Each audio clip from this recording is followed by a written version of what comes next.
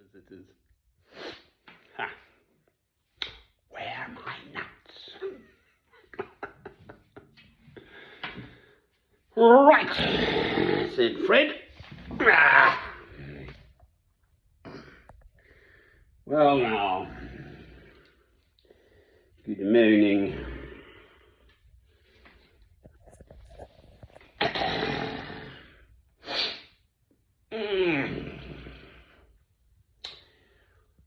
All shall be well, and all manner of things shall be well. Amen. Said by Christ to Julian of Norwich, Julian of Norwich in Norfolk, England, a woman who was an anchorite. And I've just looked it up because I'm no expert. And I believe she was born in 1342 and died in about 1414, which makes her 72 years old. And essentially, they choose this path and are walled up in a cell for life, forever, just to commune with God. So I love St. Francis of Assisi and the Poor Clares. So the Poor Clares are an enclosed order of nuns, but there are several of them, and I have a garden, and they're not just exclusively alone, nor would an anchorite be. They'd commune through a small window with members of the public.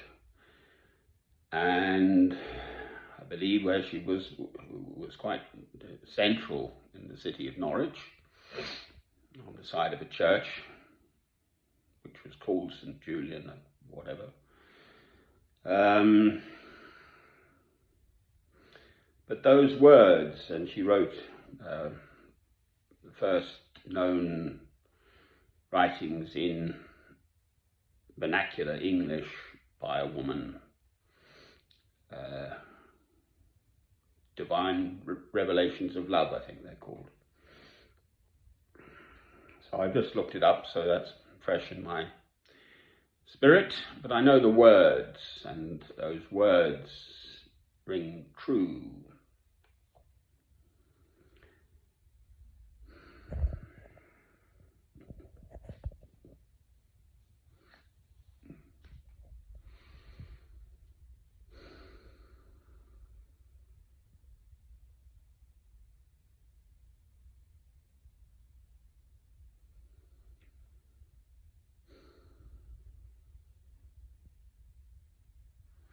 Why suffering? Why evil? Why anything, quite frankly? Why doesn't God just wave his magic wand and fix everything?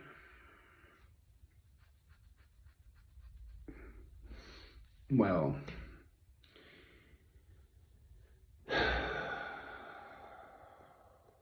certainly through a process of difficulties, sufferings, if you like, it is a question of going through God's refining fire. One comes out the other side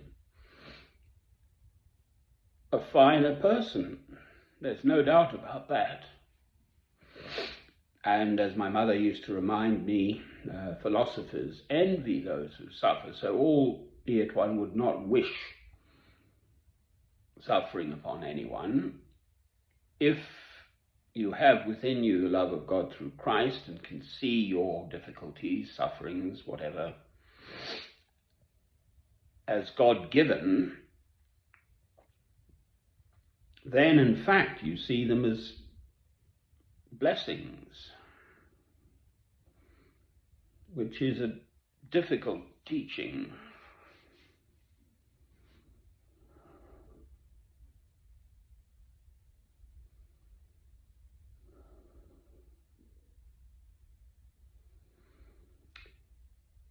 She was born just before what is called the Black Death in England.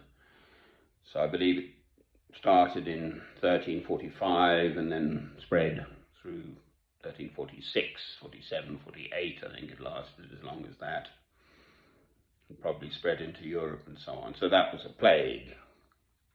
So curiously, she would have been protected from the plague in her cell with a case. I'm not quite sure if that hangs together actually, because she would only been about 6 years old, and she wasn't in the cell then. In fact,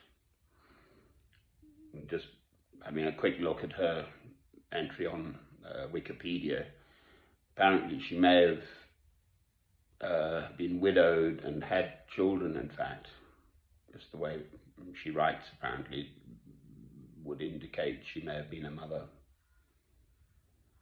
So actually maybe that doesn't hang together about the plague and so on. Anyway, I don't know. I wasn't there. Whew. Well, it would not be a life for me. I live a monastic life, and actually days go by when I don't meet anyone at all, in fact. But today is a Friday, the 12th, in fact, of March,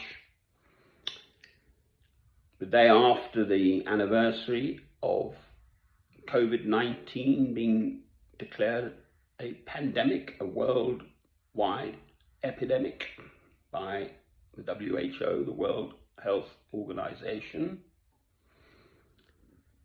And I go to town, which is just a little town, Harpenden, north of St Albans, northwest of London,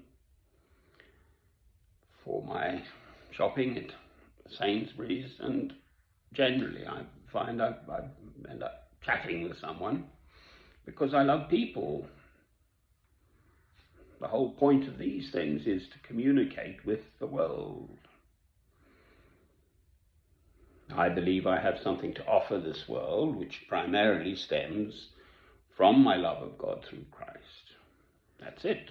That's what I have, my faith. Well, it's a very precious gift, and it's priceless, beyond price, or free. Paradoxically, that is the reality.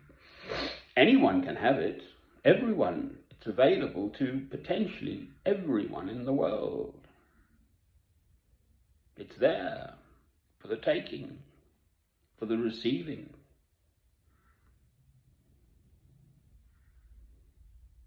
And with that love within you, then you see whatever life gives you, whatever travails and difficulties may present themselves. How about counting one's blessings? I mean, it's just a simple thing.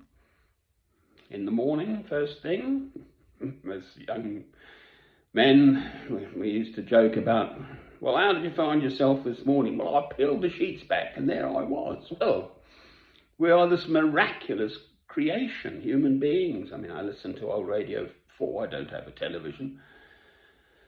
And they have these science programs and health programs and whatever. And just the potential, I was also training as a medical doctor, just the things that can go wrong with us, this organism, the human being. They've just discovered that it's called sebum, I believe, the oil that one's skin secretes. And people with pre-Parkinson's exude a certain smell. Some woman noticed this with her partner, and then they used to go to a group, and there was this smell. And I think specifically dogs can be trained to pick up on it earlier because they have this wonderful. So if you just do a skin test, take a sample of this and look for the appropriate chemicals, you can detect the early onset of Parkinson's, but I don't think there's a cure for Parkinson's. Anyway, it's miraculous. In my training, there is something called the metabolic pathways chart, and it's all chemicals, little arrows and everything that goes on and how it all fits together. And it's absolutely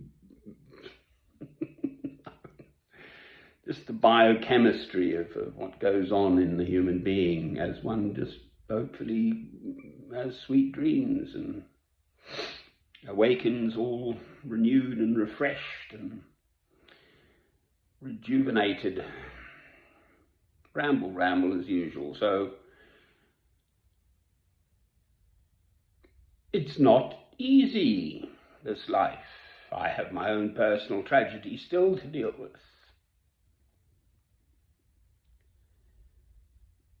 The loss of my son to suicide at the age of 18.